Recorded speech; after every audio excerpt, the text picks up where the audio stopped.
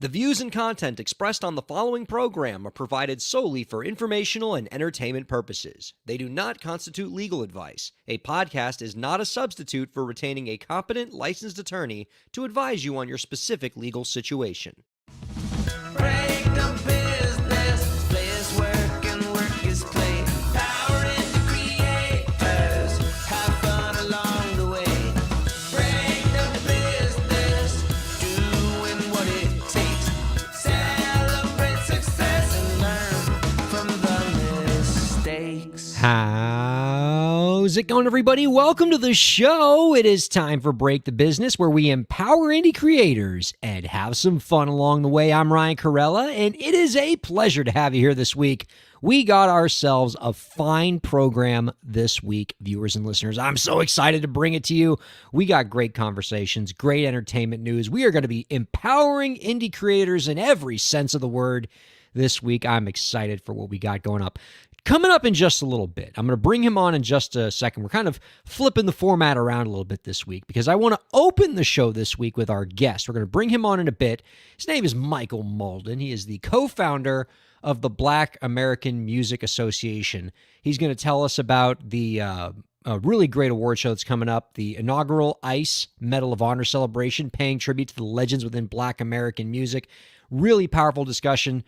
Terrific record executive, legendary record executive, Michael Malden, and is going to have a lot of insight for us. To me, what he is living history within Black American music. The stories that he's surely going to have about some of the biggest names of the music that I love. Artists like Alicia Keys, artists like Destiny's Child. He's going to have a lot of great stories about those folks. He's got going to have a lot of great info for us. Maybe we can get a few kind of behind the scenes stories, what it was like in the early days for Destiny's Child and Alicia Keys. Maybe he'll have some of those nuggets for us. So stick around. That's going to be a blast. We're going to find out a lot about his work. He's going to give us some great advice. We're going to find out about the Black American Music Association and the ICE Medal of Honor celebration that's coming up in June. It's going to be great. Before we bring him in, though, something else I'd like to do for us, viewers and listeners, is just give a little quick teaser to something that we're going to be announcing in the next couple weeks. We have a big show announcement that's going to be coming up. We're going to really explain it a lot over the next few episodes. But before we do, I just wanted to kind of tease it and let you all know that we're going to have a huge new addition to the Break the Business live streaming lineup. We're in discussions right now. It's in the works. We're not ready to announce it yet, but just know that in the next couple weeks, we're going to have a huge announcement on the live streaming front. We're really excited for it. It's going to really grow the footprint of this program, really bring some great resources into what we're doing, and I'm really excited about this. And I want to bring it up now just because I want to say this really cool thing that we're going to announce in the next couple weeks does not happen without all of you viewers and listeners, the support you've given to this program over the years, and just everything that you have just given to this show, this great community you've helped us build. You're the reason why this really cool thing that we're not going to announce for a couple weeks is coming to fruition. So, thanks very much for all that you do and for the great community we're building. Before we bring in our guest, I don't want to interview the guest alone. Let's get our co-host in here, investor, musician, frontman for Gideon King and City Blog. Gideon King is here. Hi, Gideon. Howdy. How are you? I'm doing very, very well. I wonder if we can pod him up a little bit, producer Lauren. He's got really great insight to share with us, and we want to make sure we hear every word of it. Was StreamYard giving you some grief on the way in here, Gideon? Dude, can you hear me better now? I do hear you, yes. Well, yeah, I mean, technology is against me. And I don't know, I'm fighting technology and I'm losing, but your producer calmed me down. I was throwing things. I was throwing things against the wall and cursing modern times, but she gave me some drugs and she calmed me down.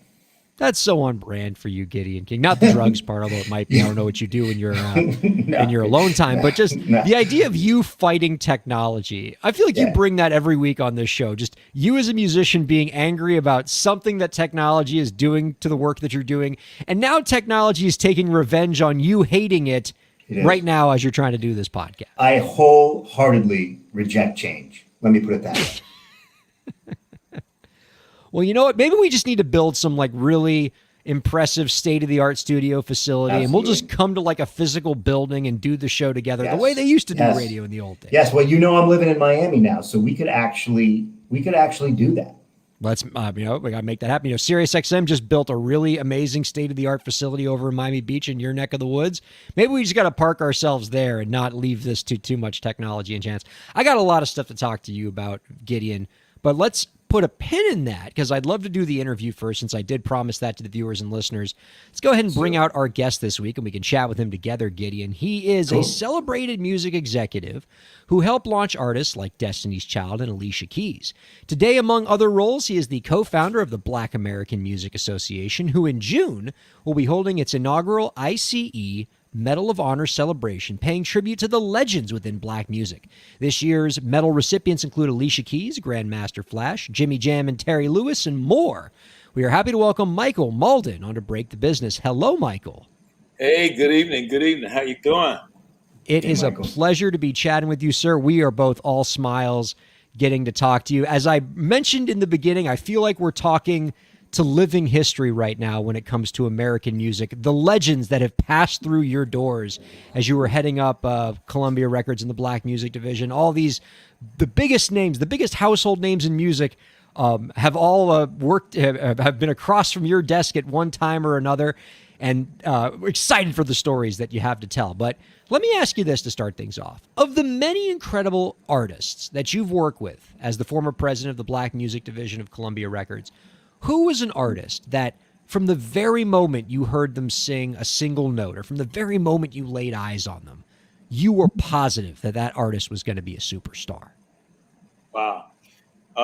Well, first of all, I am happy that you asked that. And I know you mentioned her name, and I'm not saying it just because you did, but Alicia Keys is probably one of those artists. And a lot of folks, whether it's to my credit or others, a lot of folks didn't quite get her in the beginning, but it was just something that was unique that took me back in time. A female at a keyboard, which was her thing. She used to do a lot of cover songs when I met her. Like she'd do a lot of male cover songs like Stevie Wonder and different people. And folks would say, well, what is the record going to be like? And it was a work that we just passionately went towards. And yeah, she proved to be that and then some, right? Just really without a doubt, being that I put my hands on her, at the top of her career, it was very special for me. Well, I got to go back to something you said at the beginning there, Michael. You're telling me that when Alicia Keys started at your organization, there were voices of dissent at the label who didn't think she was going to be a star? Because, look, and this might be me saying these things in hindsight, but the first time I heard Fallen, within 10 seconds, I knew I was listening to a legend. It is slap you in the face obvious to me that Alicia Keys is a transcendent figure in music. You're telling me at Columbia Records there are people who are like, I don't know. Yeah, unfortunately so. And she would probably tell you it kind of continues. There's a lot of the music business and the entertainment business is kind of weird that way. People are looking for that next and they want to find, but usually they wanted to replicate something that they've heard or something that's currently going on. And Alicia just kind of broke the mold. And for me, that's what I was all about when I went to Columbia. So I signed Alicia there in 1996. Yeah, you started it with 19. Ooh, that's bad sign. Just the idea of what we were doing and trying to find that particular song and that particular direction, it took a minute. But the truth of the matter is it was all about finding the song, the talent and the style and her approach to accompanying herself with keyboards and stuff was always there for me. And, I just jumped in foot first and made sure that we gave her all the resources she needed to be the artist that she became. So we're excited about that. That's tremendous. Well, now let me ask you the opposite question. Yes. Was there an artist that when they first came in, you weren't sure about because maybe the song wasn't there or maybe they still had some developing to do, and it turned out that they overcame your expectations and wound up being a big figure in music? Well, this one may really surprise you. So when I first got to Columbia, I went and by way of an A&R executive, which was in Texas, told me about these young females. Oh, in no, Texas. no. And No, don't tell me. No, I went, and you probably heard the story. Been told that the girls had went swimming or something, and I'm talking about Destiny's Child. But Yeah, no, they wasn't called Destiny's Child at that time, and an executive came in, and they didn't get signed. Well, I did not immediately push the button on them. I was very interested in them, but to me, it was they were there. They were almost too polished. I kind of love. I'm kind of the guy that loves the roughness, the roll around the edges, and then shining it up, kind of like a diamond in the rough. But I knew that they had it, and we probably did not sign them at Columbia for another year after I went down and first visited. But we kept getting calls, and Teresa, who was one of the A&R folks, kept insisting and brought them to New York and had them do a showcase for me and the rest of the company. And we kind of signed it on the spot at that point because they had really, to my point, had taken the position, really made it a real positive move over the past, ever how long it was. So, sorry. Oh, see, that was actually Beyonce calling you right now, wondering why you passed on her the first time. Exactly. I'm trying to remember what their name was when they started. Wasn't it like Girls Time or something like that? Girls Time, and at that point in time, it was working with some other. But here's the trick. I'm such a dork for knowing that. Oh no, you're really right. It was Girls Time, but then when they got signed, they were Destiny. It wasn't Destiny's Child, and so there was another group in Europe that was called Destiny, and I got a call one day from Beyonce's father, Matthew, who managed them, saying, "Michael, you heard that from Business Affairs? They're saying we got to change the name or something." And I'm like, "Oh no, we can't do that. I love the name." And honest to God, I don't know where the name came from, but I kind of dreamed up the name ideally and just mentioned one day, well, I think maybe it should be Destiny's Child. And I remember somebody said, "Should it be Destiny's Children?" Child is like one person, whatever. Destiny's Child. And this is a real story, and I'm sure the girls could verify all this. And of course, I'm head of Black music there, and they went along with the idea, and now Destiny's Child was born, and we came out the gate really doing some amazing stuff, and did a remix with Wyclef Jean, which was also on our label with the Fugees, and No, and that kind of just shot it out the atmosphere.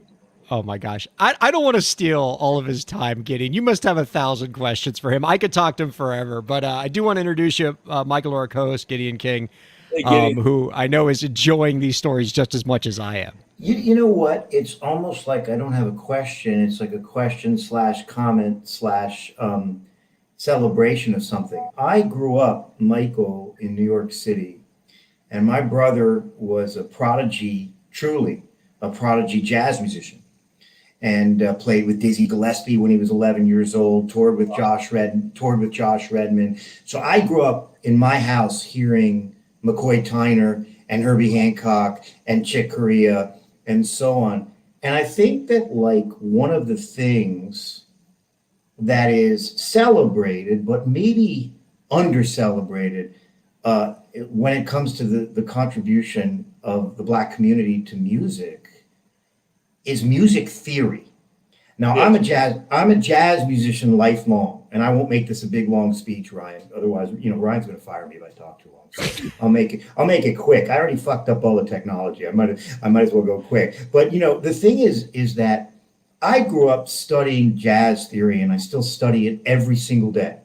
And that all came for me from listening to Dexter Gordon and McCoy Tyner and Herbie and Ron Carter and Wayne Shorter. And I could just sit here now and name, I'm not kidding, I think I could name 2,000 people.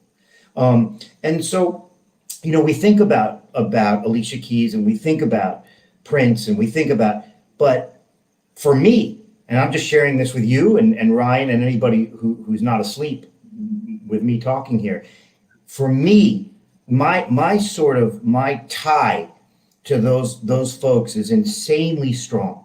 I grew up with that theory. I worship that theory every day. I today was transcribing early Charlie Parker stuff, just figuring some shit out on guitar. And so I guess I would just like to add to the conversation that beyond these gigantic names like Alicia Keys there are people like, Dexter Gordon and Joe Henderson, okay, Yes. that inform everything that Her does today, that Prince did. Trust me, when Alicia Keys lays out a G major 7, a G major 9, okay, that's coming from those folks. That's coming from John Coltrane. Yeah. And so I'm only bringing it up because I think it's important. Yeah. And because I think that intellectual contribution to the very blood and guts of every freaking song we hear is wildly important. I mean, it's like biochemistry to being a doctor. Yeah. No doubt about it. First of all, I appreciate it. And I had no idea, with you coming on, I saw your name earlier. But kudos to your involvement and your family and all. Yeah, listen, it's crazy because I have an organization that I'm the chair called the Black American Music Association. The whole idea of that organization is, going back and honestly celebrating the last 100 years of Black American music. That started in 2021, really. Dude. So really now we're like 103 years, I guess. But the truth of the matter is, if you go back to 1921, and the whole Harlem Renaissance era, and you go and you move that forward and you look. I mean, there was a record label in New York called Black Swan. It lasted for a couple of years, went bankrupt. Then Paramount came in and bought it up. Yeah, I know. So much to be said for those artists. When you talk about artists like Ron Carter and some of those other artists that really has contributed big time to our music society and mainstream music today, particularly in the world of hip hop and all too, because people are going back and sampling a lot Absolutely. of jazz and licks and then putting them in music. And then all of a sudden you hear it on Drake or whomever it may be and think, oh my God, that's amazing. And all you have to do is go and pull out your vinyl and you'll dig in the crates way back and find something. Yes. So for us at the, we call it the BAM Association, Black American Music Association, our idea is to lift and preserve and protect our legacy as well as the next generation and those that, it's not so much about, I call it a love affair with music. We all have it if we're music, if we have a love for just the arts in general. But the truth of the matter is there's a lot of folks and a lot of artists that, and producers and writers that just never got their flowers, that just never got their acknowledgement. So our organization is all about doing that. And I know, that's what we're setting out to do in a big way. At the same time, it starts in the community. It starts with the culture. It starts with the listeners as well. It's just like Ryan saying, I can't believe somebody didn't hear Alicia Keys. Well, sometimes somebody's got to move that and push that and put it into place for people to hear, to really understand, what it's all about. So we're proud to be that organization to help people recognize it. And one of the major initiatives of the Black American Music Association is the Ice Medal of Honor ceremony. You're going to have your inaugural ceremony in June to honor legends in Black American music. Your first crop of recipients for this award are going to be Alicia Keys, Grandmaster Flash, Jimmy Jam, and Terry Lewis, and more. Can you tell us a little bit more about this award? Yeah, basically we view it as an honors program, and it's kind of what we're talking about now. We're going to do, and this is an interesting Gideon. We're going to do Robert Cool Bell and give him a lifetime achievement doing this same ceremony. And obviously he's with Kool and the Gang. Most people would know him as Kool and the Gang, but you think about Celebration and all those songs. But Kool and the Gang was a jazz band. Oh yeah. You think back to the era of where so as far as the different genres and just what, Absolutely. and Kool is the only original remaining member. And we were just thinking about it as our board and said, man, this brother, this person deserves all the acknowledgement. A lot of times, again, people like him come and go in a way in our business. And as we all get older and do what we do, the next generation don't really think about it unless someone like us uncover it and shine it off. So that's really, again, what we're doing with the Medal of Honor, bringing people up. Like we're honoring the person that was actually trying to call my phone was Suzanne DePass. Suzanne DePass was the first female president of a black female president of a production company. She was with Motown. She really is the one that dealt with the Jacksons all the time, worked hand in hand with Barry Gordy.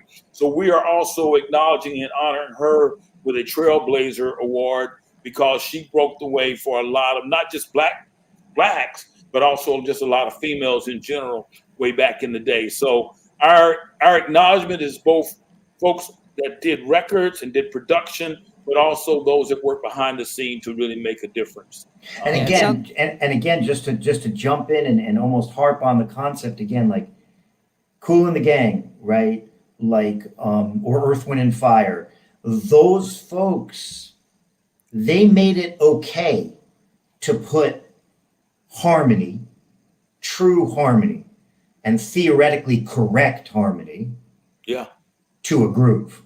Right. And I'm just telling you that if you talk to Donald Fagen from Steely Dan, okay, he's going to say Earth, Wind and Fire, the song, Can't Buy Love, okay? He's going to say the horn stabs in that tune, stabs are like, Ryan horn stabs are like bop, bop, like horns, like those horn stabs and the chordal structure of those horns, that came from these guys.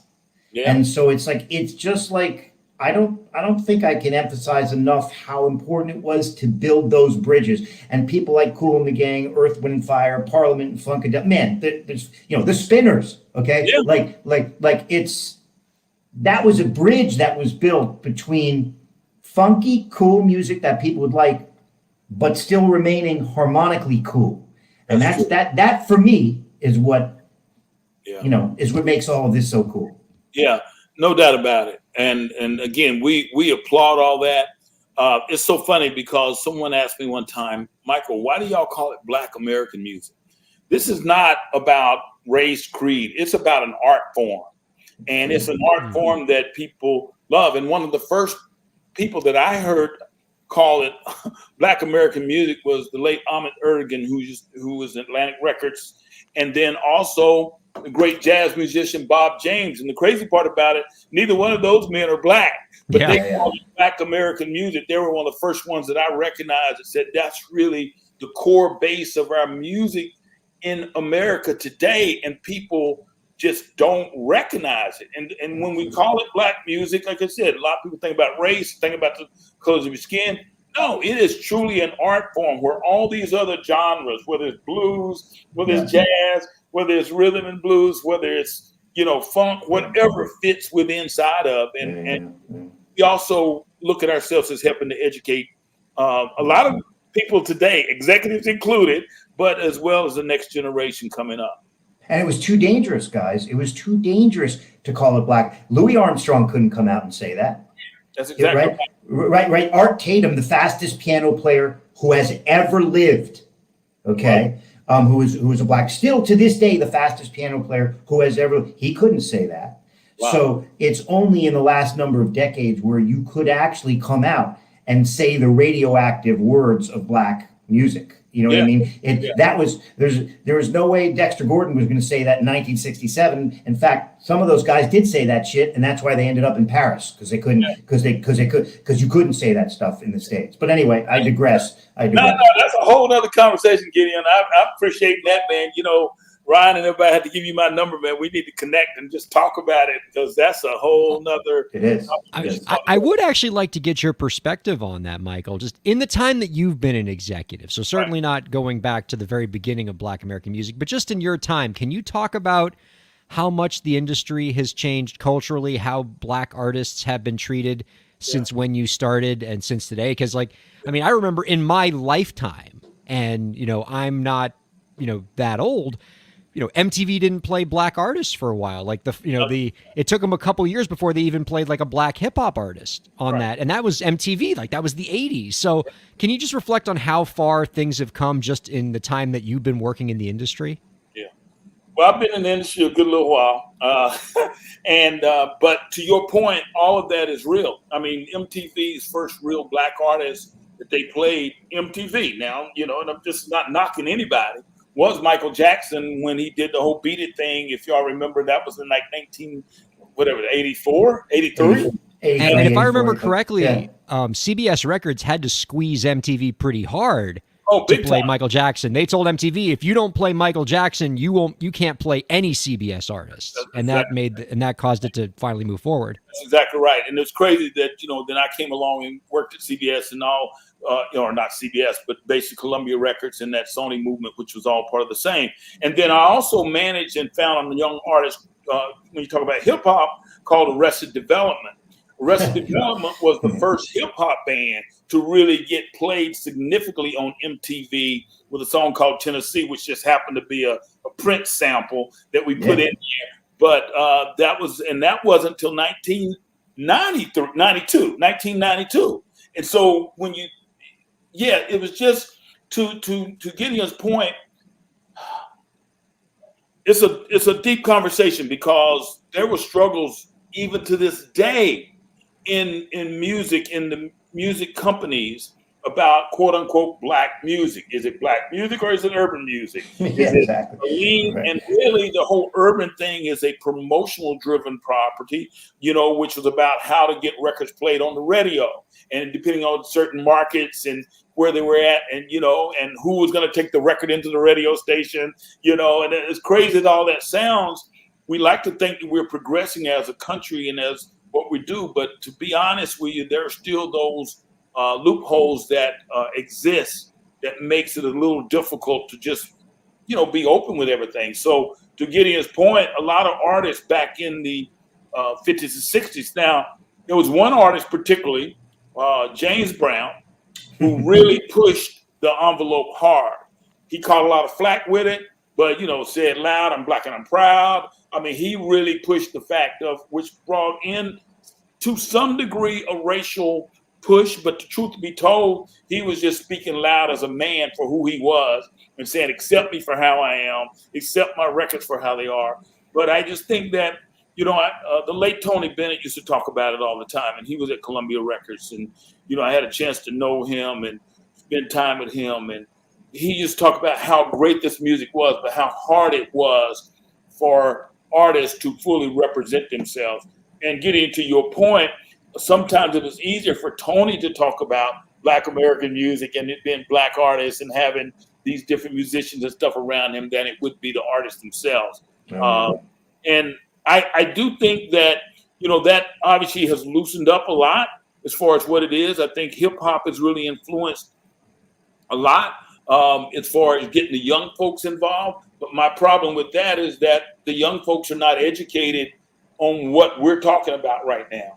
And it just feels like to me, somebody, and maybe Ryan is your program, somebody's got to talk about stuff like this on an ongoing basis, and not to stir up stuff, but to basically educate people, One thing I would say, Ryan, some of the greatest, and Michael, some of the greatest interviews of all time are the Dick Cavett interviews with a great pioneering piano player named Oscar Peterson. Okay, Oscar Peterson is one of the great jazz pianists who's ever lived. He was a super smooth, crazy articulate, double-handed, crazy piano player. And here's what was fascinating about the Oscar Petersons and the Duke Ellingtons, and that paved the way for the Snoop Dogs of the world in a very important but I think unknown way. When you saw the faces of people, the look on their faces, okay, people who had an idea that there was no way there was going to be an articulate Black man or Black woman. And then this guy shows up on Dick Cavett speaking fluid, beautiful English and killing it intellectually on the piano. Double-handed, crazy harmonic shit, crazy, okay? Those are some of the most fascinating moments to me in music history. When you see the Duke interviewed, you see Oscar Peterson interviewed, you see those guys, because there was this dumbfounded look of broken expectations on the part of the audience, because they were like, who are these people speaking so well? That's not what we want to hear. We want to hear a Black person show up and sound terrible and sound inarticulate. And in many ways, I believe those moments, elucidated the truth, but also severely pissed off a lot of people. Yeah. And in many ways prevented the Oscar Petersons from even being more mainstream. And I give Dick Cavett a lot of credit, because those were some of the most seminal moments of introducing these harmonic geniuses to the world in a very open and flowing way. I would urge any listener here and anybody in the world to watch those interviews. They're some of the most beautiful moments in music history. Yeah. That's really profound, Gideon, and I love the insight there. And I mean, the only thing I would say is, in our quest to continue to keep the Gen Z crowd interested in this program, I think we need more Dick Cavett references. Yeah, sorry, I know, but history is important. It's just important. It really is. Yeah. I say it all the time. You got to acknowledge the history to inspire the future, but somebody's got to tell it, right? Somebody's got to, because I do believe, and when you say that, Ryan, in all honesty, I do believe the Gen Z and everyone. It's just most of these kids today don't really care. Well, they don't even want to think about it, right? Even some of them that are trying to be musicians and stuff. But I feel like these types of stories is necessary, and it's not about trying to bring the 80s and 90s back, but it is definitely about recognizing that so that we'll understand where we're going, and that is important. And that really is a really important mission of your organization. I'm thrilled that we have organizations like the Black American Music Association that are showing us where we've come from and why we are where we are, and continuing to illuminate these very prominent figures in American music, but also some of the unsung heroes that deserve a little more attention. And, that really sounds like the purpose of the ICE Medal of Honor ceremony. For the people who are intrigued about this event, want to learn more about it, that's because it's coming up in June, what can they do to learn more? Well, you can definitely go to the Black American Music Association.org, or it's blackama.org. And you can also go right now. Our Medal of Honor is taking place at the Ray Charles Performing Arts Center in Atlanta, Georgia. And as you mentioned, that is going to be on June 2nd. And also, let me say, in regards to that, we also have something that we call the Black Music and Entertainment Walk of Fame, which is also in Atlanta, Georgia, down by Mercedes-Benz Stadium. And it's kind of like a Walk of Fame, similar to the Hollywood Walk of Fame, but it is about these artists and these executives that, again, we can shine their star right now. And so we're actually placing them, have been going on for like the last 3 years. Right now, there's about 50 different ones that are embedded there in the sidewalks of MLK Jr. Drive in Atlanta.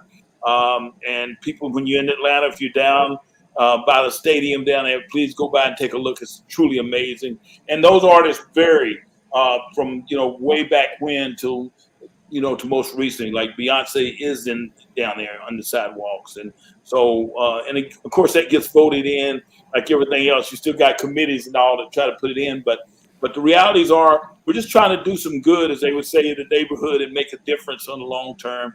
And one thing I really want to put emphasis on, and Gideon, maybe you can help us do this somewhere.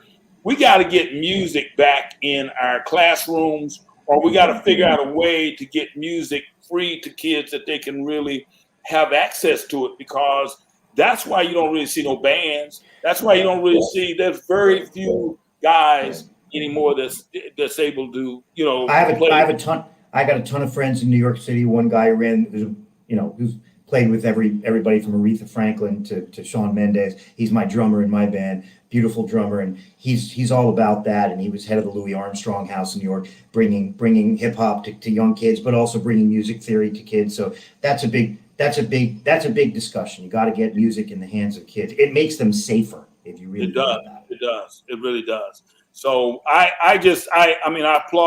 applaud this show, Ryan. I applaud what you guys are doing for, just for creators and people that want to move the needle, big time. I think you gotta open it up. And I really appreciate you having me on here and having a chance to kind of share what we're doing with the Medal of Honor and what we're doing with the association itself.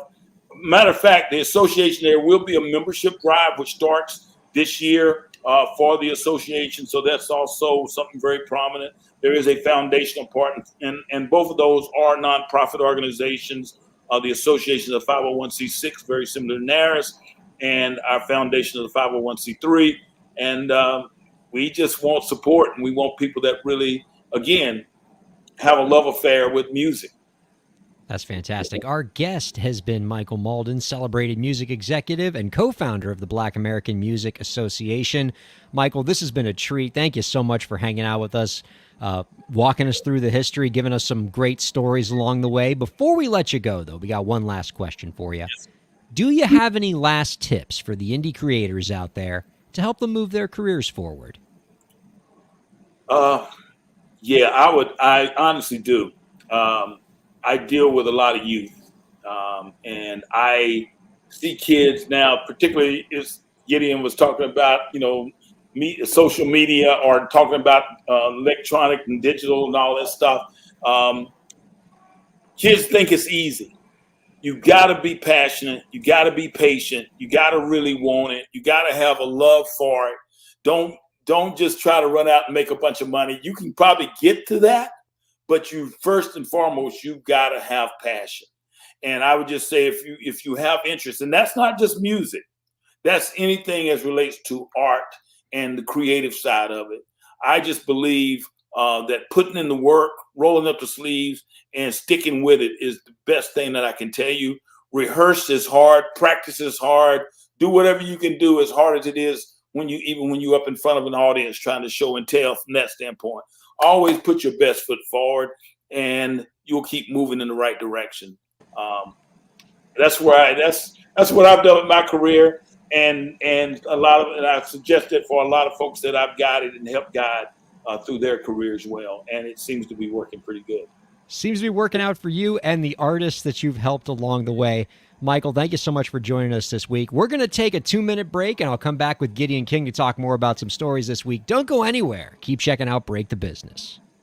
And you can follow the show at the B. Break the Business is presented in cooperation with Ryan A. Kairalla, PA. Ryan A. Kairalla, PA is a law firm providing transactional entertainment legal services, including contracts, business formation, commercial law, copyright, trademark, and more.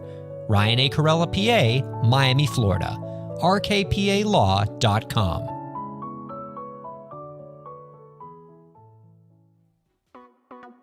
Streaming services for Break the Business provided by LEK Entertainment. LEK Entertainment is a full-service entertainment company offering everything from consultations to full-scale events and productions, including audio and video productions, voiceovers, staged theatrical productions, script and music development, and streaming services. For more information, visit lekentertainment.com. LEK Entertainment wants to help you bring your story to life.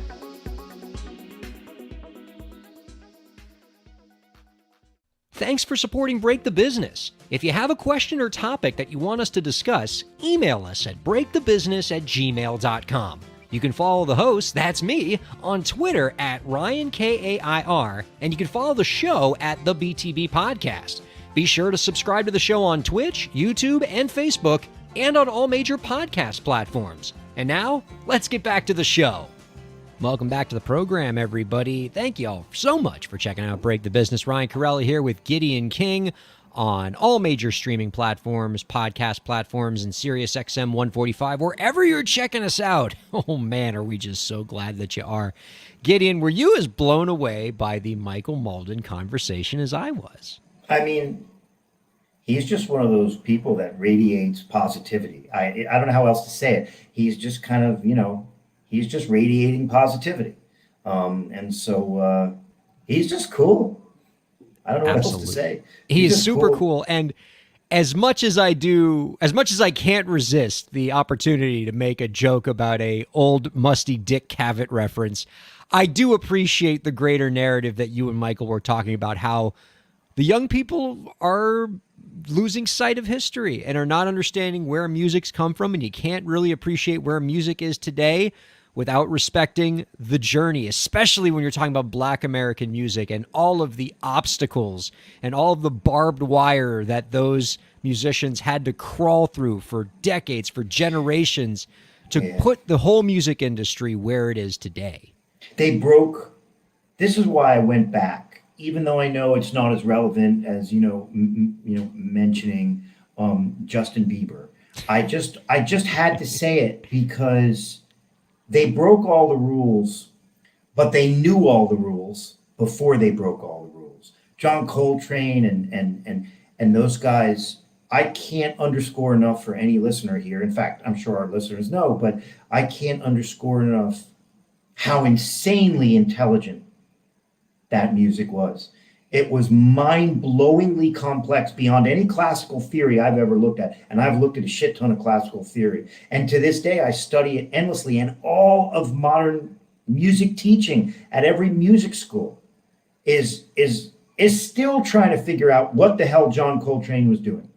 And so we just all owe him, whether it's Alicia Keys or whether it was Whitney Houston when she was doing her thing. Like, they just all owe it to those people who broke free from certain shackles in music and articulately, both musically and otherwise, delivered something bigger, better, more complex, and cooler. So sorry to take us back in time, but I actually couldn't resist, and I don't regret it.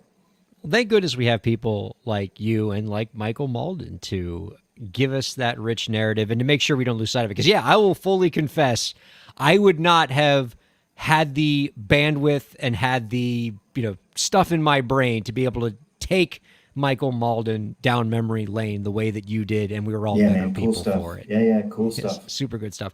I do want to go over one news story with you before we close this week, because when I saw this story, I was like, I bet Gideon King, bringing his music and his business background to bear, would have some pretty interesting thoughts on this. And when I think of prominent Black American music, I of course think of James Vanderbeek, which is this story's about.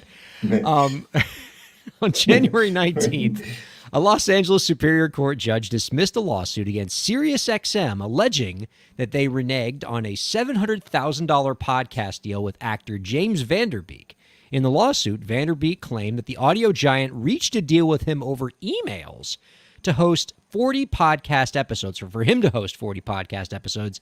But the judge in the case held that SiriusXM never actually formed a contract with the actor, and so SiriusXM was free to walk away from the deal, which they did in 2022. A couple pretty interesting takeaways that I got from this. One, I didn't know SiriusXM was paying anybody $700,000. I feel like we are being grossly underpaid on this particular platform. Absolutely. I got to go talk with some people at SiriusXM, or I need to, be on Dawson's Creek for a few seasons, in Varsity Blues, and then we'll get that, big 7-figure or 6-figure money. But the other main takeaway from this that I think is an interesting one, and it's one that lawyers often confront with, and I know in the Wall Street world and the music world you confront with it too, is when do emails become a contract? When is a contract a contract? Because it's never, obviously when something says that it's a contract and it says that it's binding and it's got all the fancy legal terms in it and everybody signs it and it's notarized, that's a contract. But what a lot of people don't know is you can fall far short of that formalized document and still get something that is a contract that you are bound to. You don't even need something in writing a lot of the time to create a contract.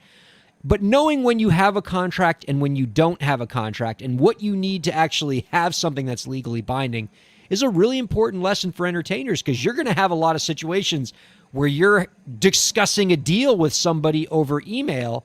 And when do those emails become something that's actually a binding contractual obligation? In this Vanderbeek case, it didn't quite get there, but a lot of times it can. I'm sure you've come across different versions of this in your career in business and entertainment, Gideon. Yeah, like every day. There is obviously this incredible difference between a promise to work with another party and a contractual obligation to do so. And I guess what I would say, you always say at the end of the show, what's your advice for people? Okay. My advice for anyone listening would be to assume it simply isn't a contract until you have a binding, fully fleshed out document. And the reason I say that is whether you're buying a building in Chicago or you're signing a record label deal, there are stages that get to a contractual arrangement. There's discussion, there's emails. People even say, oh, well, I already bought chairs for your office. who cares, right?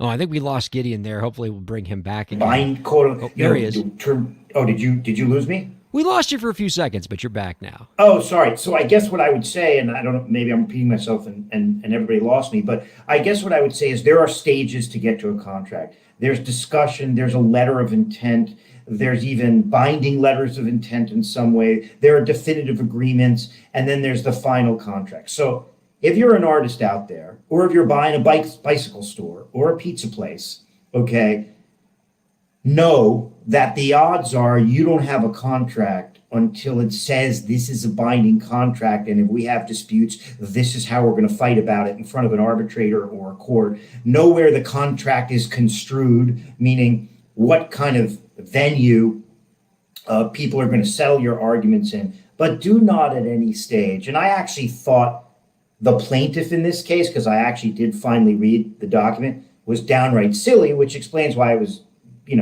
dismissed in summary judgment. But like, I guess what I would say is for artists out there, or for anyone, do not let the exuberance of the moment and people saying, well, we already have your office ready. Oh, dude, we already have artists lined up for you to work with. And we're done.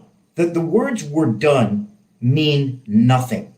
Okay? They generally mean nothing in my multi-decade experience of doing deals. What means something is a binding contract executed by both sides with counsel advising clients on both sides. It's just really sad because the emotions of the moment cause people to say all kinds of definitive things which they don't have to live up to. So what I would just sort of suggest to people is stay calm, get there with a full contract if you can, establish that it's a full contract. And in this case, come on, man, there were multiple times when it was clear to the plaintiff that there were documents yet to be negotiated. So like that was just like, I thought that like plaintiff and that lawsuit was like, come on, it was kind of a joke. And by the way, one more thing for people, for the teachable moments that you're always looking for at the end of the show, when you ask people, what advice do you have?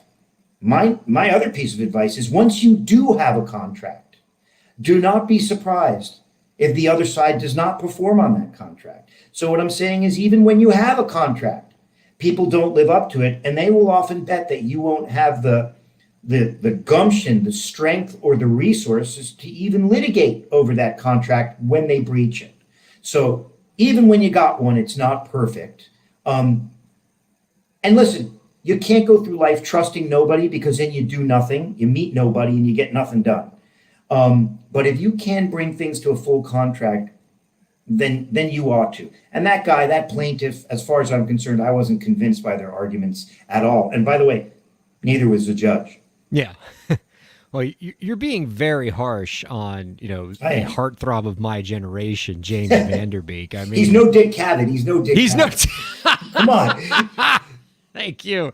Oh my goodness. Yeah. So, I mean, I'll say this when it comes to contracts and the law. Certainly, when something is a written sheet of paper that people sign and the document says the parties intend to be bound, that's a contract. But things less than that can be a contract too. If I say to you, Gideon, I will offer you $100 for you to come and paint my house on Wednesday, and you say, I accept, that's a contract. We have clear meeting of the minds on what the terms are. I made an offer. You accepted that offer. You don't need a written piece of paper that we all signed to make that a contract. What we look for in the law is whether there's a meeting of the minds, whether the two parties clearly came to an accord on the subject matter and essential terms of the contract, or were there things still being negotiated, or was it clear in the process that things weren't binding? So what ultimately hurt James Vanderbeek in this case is that there were emails being circulated back and forth that had term sheets that specifically said this is non-binding, and so the evidence was pretty clear that they were still negotiating. So the advice I give to people who get into this situation is, if you don't intend to be in a contract, make that clear. Yeah, if you intend to be in a contract, make that clear. Leave no room for ambiguity and doubt. What I mean by that is, if you don't intend to be in a contract yet, in all of your email messages, make clear we're still negotiating. I use the phrase when I write to people, we're reserving rights, which means, Yep. we're not binding ourselves to anything. None of this is final and binding until we actually sign a written agreement. Put lots of information in there, lots of words in there, so the other side completely understands that you are not binding yourself to anything until there's a signed final document. Similarly, if you do intend to be bound, if you both sides do intend for a written document to be a binding agreement, make that clear in the contract. Every contract I write will always have the phrases in it, the parties, comma, intending to be bound, comma, hereby agree as follows. And there will also be a line in the contract that specifically says, this contract is binding on the parties and their heirs, successors, and assigns. Either way, whether you don't want to be in a deal or you do want to be in a deal, make that completely unambiguous so you don't end up in these nebulous situations where one party might think they're in a contract, one party doesn't, and then you go to court. Like in a case like this, SiriusXM won, and so that's good, but the fact that they even got into this situation is kind of a blunder. Like the fact that they even got sued means they're spending money on attorneys, they're fighting a lawsuit, and so the more that you can make it completely unambiguous, hey, James Van Der Beek, I know that we're sending you onboarding emails right now, and I know that we said things like, hey, it sounds like we have a deal. Just so you understand, James, we do not intend to be bound until we sign a final agreement. That way there is no room for doubt. The other thing is specificity. Be specific. To extend your example, if you say, hey, Gid, I'm going to pay $100, come paint my house. And then you send me the $100 on PayPal, but I don't show up for 9 months. Okay. Is that a breach of the contract? And then we can sit and fight about what a reasonable whether that's reasonable or not or whatever. But at the end of the day, every time you lack specificity in the emotions of them, and man, I've done it 1,000 times. If we could do 9 shows on all my fuck ups. Okay. And almost all of them emanate from emotions. From wanting your house painted so badly, from wanting the record deal, from wanting the playlist on Spotify, from wanting whatever. And so, yes, give me $100 to paint your house, but within 2 weeks, who's going to pay for the paint, and so on. And so, yes, of course, Ryan, emails can constitute contracts, verbal communications can be contracts, but I would submit to you and anybody listening again that in the absence of great specificity, whether those things are contracts or whether they even speak to the real issues of the relationship is always tenuous, man. So to me, it's a pain in the neck, but get there on the contract and get there on the specificity. Otherwise, you're going to get a lot of stomach aches. Oh, absolutely. And, what a wild situation you could put yourself in without that specificity. Yeah. But in closing, the real issue is I can't believe people are getting paid $700,000 to be on SiriusXM. I know. I'll split $350. I get $350. You get the other $350. Oh wait, you have a producer. I don't know. Yeah, we'll cut producer Lauren in. She can have some money. I mean, we'll have to figure out how to split $700,000 3 ways. That sounds like some really complicated math that I'm not going to try to figure out right now because everybody knows lawyers are bad at math. But right. We'll just tell SiriusXM to just make it a clean $900,000 because that's easily divisible between you, me, and producer Lauren. Yes. And we'll do the episodes that apparently James Van Der Beek isn't doing for them anymore. Yes, you are a business visionary, and I'm just going to ride on your coattails. All right, we got about 5 or 6 minutes left, Gideon. And with the time we have, I want to quickly do a segment that you proposed that I think is a great idea for a segment. We are calling it Gideon King's 2-word trigger. So you proposed this to me over email. You said you wanted to do like a word association game where I give you one word about the music industry or the music business or the entertainment business or just, maybe business in general. And then you give me a 2-word response of how you associate that word. And then maybe we can talk a little bit about what caused that 2-word response. Wow. And I'm pretty excited to see where this goes. This seems like a great way to close out the show. I didn't think you were actually going to do it, but now that we're here, let's do it, man. We're here. No, it's too late to go back now. We didn't have enough Dick Cavett references to finish out the show, so we got some time left. I'm never going to hear the end of that. I know. It's fine. I live with it. It's cool. I could Producer have gone Lauren, back. do we have music for the 2-word trigger game? Oh, okay. We have fake I'm down drum. for We this. got fake drum machine music. I like it. Also, before we close the show today, Lord, can you pull up a picture of Dick Cavett, please, so we can all see it? And just like anyway, so here we go. I got some single words for you. You're going to give me your 2-word response of like word association. Ready? Yeah. First one, NFT. Scary future. Scary future. Yeah. I mean, interesting. I mean, as an investor, like, have you gotten into this space at all? Are you intrigued by it at all? Or are you running away from it? Man, I'm constantly looking at it. I'm constantly tempted, but I haven't actually taken a bite out of the apple yet. And it hasn't taken a bite out of me yet, but one of the two will happen. Next one, labels.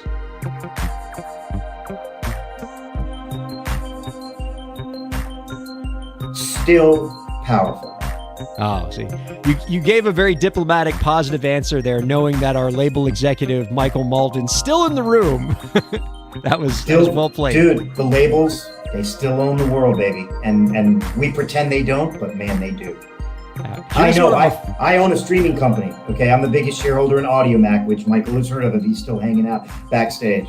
And the labels, man, the labels are, they are the ass we need to kiss. They still run the show for sure. Absolutely. All right. Here's what I'm afraid to ask you, but I think we have to do it, knowing who we're doing this with. Your next word, Gideon, swift. World domination. Oh, very profound. Okay. And I know you have a crush on her. I have a crush on Dick Cavett. You clearly have you clearly have a crush on Taylor Swift. So where's that Dick Cavett picture, producer Lord? Don't do we it, all Lauren. need to see it. Not if you're my friend. Wow. Unbelievable. Look at that It's suit. unbelievable. It is unbelievable. Man. It's fine. I mean, I will get you back. Lauren, whew. Lauren, forget Ryan. I thought we were friends, Lauren. But it's fine. As I said, right? Everything's contracts. There's no real friends. I mean, some people would say that green tie and that plaid suit is out of style, but not this guy. I think it's coming back. Unbelievable. Next one, streaming. Plastic world. Oh, that's cool. All right, next one, VC. VC as in venture capital? That's right. Do you know another VC? No. VC. Dangerous waters. Oh, what do you mean by that? Are you talking about like because of like how VC funding has dried up more recently? Bottom line. There's a few VC firms that make money. The rest of the people in the world that put money in VC get blown away. And it's just dangerous waters to think you can do it and to think you can identify it. And it's a monopoly. It's a few big players that really dominate VC in the world. And they make all the money and get all the real looks and all the real opportunities. And the rest are like kids, you know, and their heads are jumping up and down outside the party. And you see them, but they're never really in the party. What do you think of the opportunities for VC in the entertainment industry, particularly music tech, entertainment tech? Man, they're there, and people will put money into VC ideas and music and entertainment and tech. I've done it multiple times. I believe that I'm more of a loser than a winner, but for some reason, I keep doing it. It's sexy, it's cool, it's fun. Maybe it's just like the same thing as people going to like Vegas, man. Like it's fun and it's sort of like electric, but you know you're going to lose money. Well, it seems to me in a lot of ways like the metaphor of VC is kind of similar to the metaphor of record labels and how they invest, right? In a record label, for every one Alicia Keys or Destiny's Child, there's 10 or 20 artists that don't pan out, but the Alicia Keys or Destiny's Child pays for the 20 artists that don't pan out. And VC, it's probably the same thing, although it's more like probably one Uber to 100 not Ubers. Yeah, it's a Superman. That's I'm not even going to go there because it's a whole other show for us to discuss that. But you're right. There's all kinds of weird like algorithms that you can attach to these different businesses. But man, it's super complex. All right, got one more here that I know is just going to be a crowd pleaser, and I know it's going to just really light Gideon King up here. Last one, auto-tune.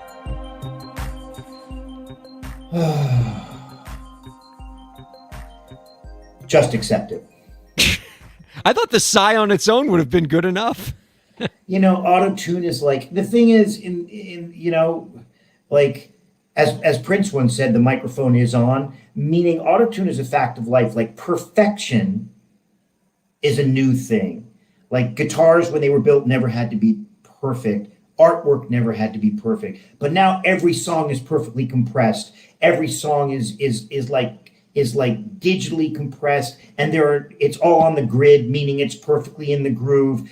And auto-tune is just another example. I use it all the time. Okay, it's another example of correcting the inevitable humanity that's in any piece of artwork, and almost just like clawing out the reality. But dude, if you don't auto-tune your shit and your music, people are going to be like, what is that? Like, that doesn't deserve to be on a playlist. So you're just not going to hear a JVKE song or a Bad Bunny song not auto-tuned, period, full stop. That's just where we're at. So just accept it. Not going to lie, Gideon, I really, really enjoyed this segment. This was all kinds of fun. We're going to have to do this again. All right, let's do it. Our thanks to Gideon King, our thanks to Michael Malden, producer Lauren, and Dick Cavett, and all of our thanks to the viewers and listeners for checking us out on Break the Business. We'll see you next week.